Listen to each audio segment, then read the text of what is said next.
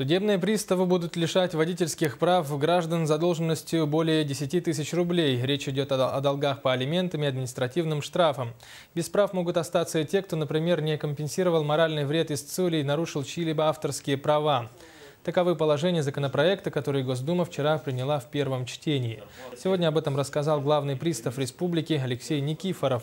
Согласно данным, за 8 месяцев прошлого года приставы вынесли 668 тысяч постановлений, запрещающих выезжать за границу.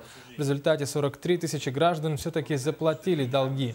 Также он пояснил, что если новый законопроект вступит в силу, то контроль над злостными должниками усилится.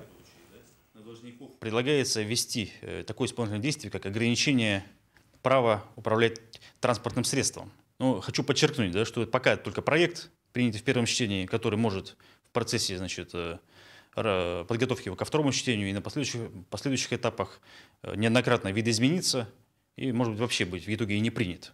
Но такой проект есть, и ФССП его поддерживает.